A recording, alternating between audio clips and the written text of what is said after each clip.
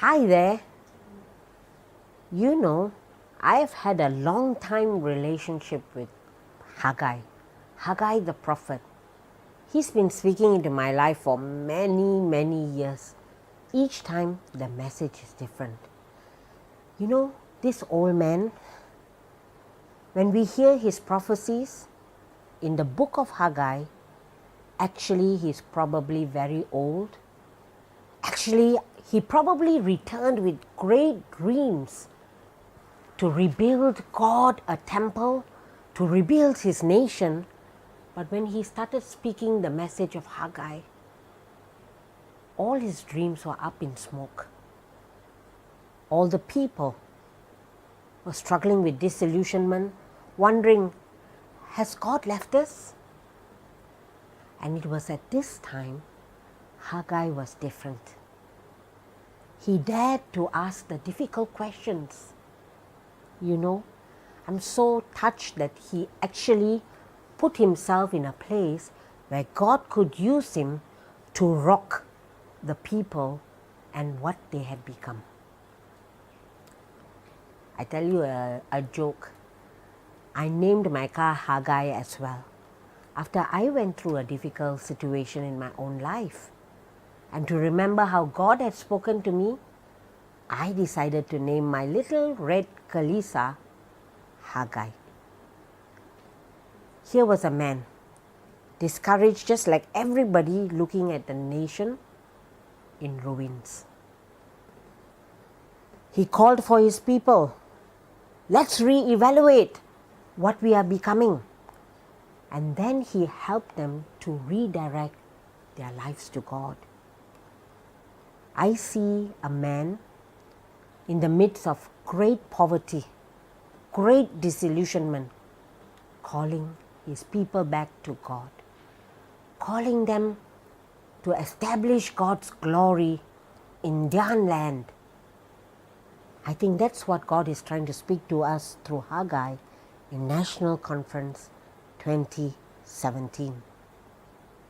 So you know, Haggai lived out his name, my comfort, my celebration.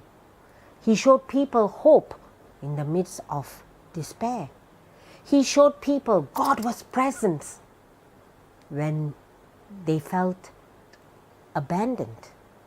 He showed them, let's remain true to our calling instead of being selfish. I would be praying that God will challenge you and I the same way Haggai challenged the people of his time.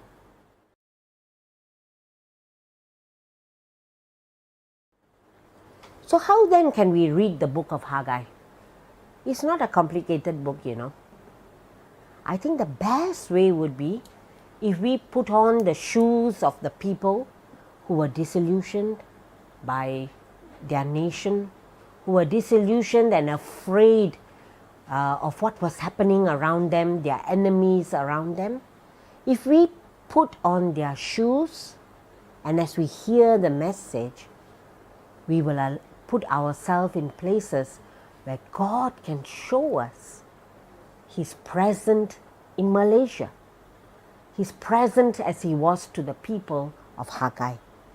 So that's the first one, that we put on the shoe. Then we need to remember the people had a mission to rebuild. So let's look for what was their mission and see why they had stopped. What caused them to stop? And then we will hear the invitation, rebuild.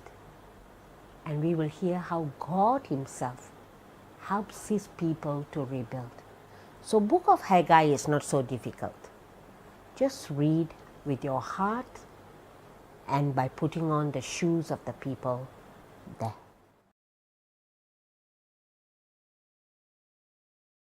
So what is my dream for NC, for you and I? 4 dreams.